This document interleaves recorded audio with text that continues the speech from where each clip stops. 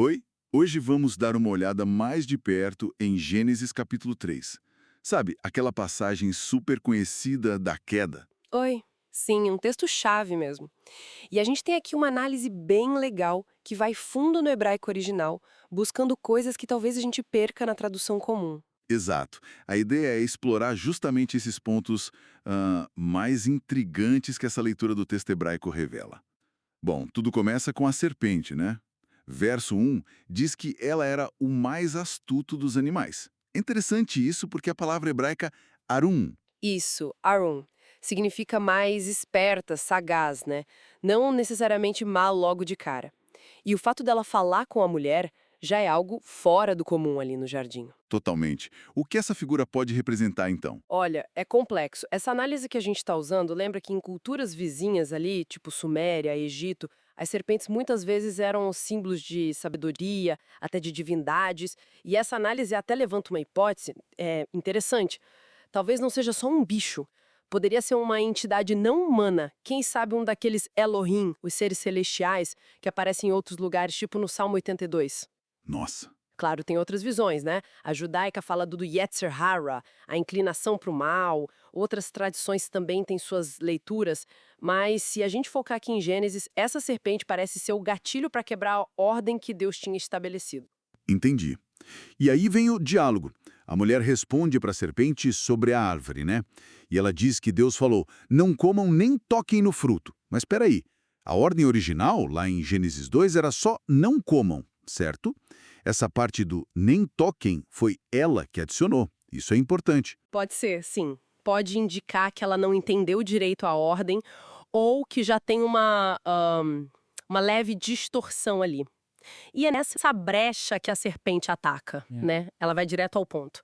Vocês não vão morrer, não. Deus sabe que na hora que comerem, os olhos de vocês vão se abrir e vocês serão como Elohim, conhecendo bem e o mal. Elohim de novo. No plural. Essa ideia de seres divinos plurais é forte aqui. Exatamente. Reforça essa ideia de uma esfera celestial com múltiplos seres. E a promessa é quase, sei lá, transhumanista, né? Alcançaram o status divino pelo conhecimento proibido. Uma meia-verdade clássica. Meia verdade. Como assim? Bom, eles não morreram fisicamente ali na hora, né? Mas perderam outra coisa. A relação original com Deus, o acesso àquela vida no Éden, talvez a própria imortalidade que a árvore da vida representava. Faz sentido. Aí vem a escolha, né? Versículo 6. A mulher olha para o fruto. Parece bom, bonito e ainda por cima desejável para dar entendimento. Aí ela come e oferece para o homem que estava ali com ela. E ele come também. O que me chama a atenção é que o texto não fala que ele foi enganado, como às vezes se pensa. Parece que foi uma decisão consciente dele também. Exato, ele estava junto, participou, e a consequência é, tipo, imediata. Os olhos de ambos se abriram e perceberam que estavam nus. Essa nudez, o que Isso. significa exatamente? Essa leitura que a gente está vendo sugere que vai além do físico, sabe? É como se perdessem uma cobertura espiritual, uma inocência divina. E o ato de se cobrirem com folhas de figueira pode ser visto como um esforço humano meio superficial para lidar com essa nova realidade de vergonha ou vulnerabilidade. Entendi. E logo depois eles ouvem a voz de Deus passeando no jardim. A palavra hebraica é kol, né? Isso, call.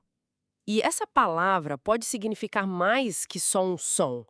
Talvez uma presença audível, quase palpável. Quem sabe uma manifestação de Deus ali, uma teofania? Uau! E isso leva direto para o confronto e para as consequências, que a gente costuma chamar de maldições, né? A serpente é rebaixada, a mulher vai ter dores, o homem vai ter que ralar muito para tirar o sustento da terra. Pois é. E a análise aqui interpreta isso não só como castigo, mas como uma mudança profunda na própria existência deles, na relação com a natureza, com o divino, entre eles. Uma mudança quase dimensional. E tem aquele detalhe curioso antes de expulsar eles, né? Deus faz roupas de peles para o casal. Por quê? Isso é muito significativo. Pode ser interpretado como o primeiro sacrifício de animais, mesmo que implícito. Aponta para a necessidade de uma cobertura que eles mesmos não conseguiam mais prover depois do que fizeram. É um gesto de provisão divina, mesmo no meio do julgamento. É forte isso. É verdade. E finalmente a expulsão. O motivo é bem claro no texto, né? claríssimo. Deus, ou melhor, os Elohim, dizem algo como: olha só, o homem se tornou como um de nós, conhecendo o bem e o mal. Agora precisamos impedir que ele estenda a mão, pegue também da árvore da vida, coma e viva para sempre nesse estado. Então, expulsão foi para impedir a vida eterna num estado corrompido. Exatamente. Uma medida de contenção, para evitar um mal maior, digamos assim, não pura vingança. E, de novo, a frase como um de nós reforça essa ideia dos Elohim, dessa pluralidade no conselho divino. Ok, então para a gente amarrar os pontos dessa análise, a serpente talvez seja mais que um bicho, quem sabe uma entidade dos Elohim. A escolha de Adão e Eva foi consciente, não só um engano, motivada por desejos físicos, estéticos e até intelectuais. Isso. E as consequências mudaram tudo na existência humana.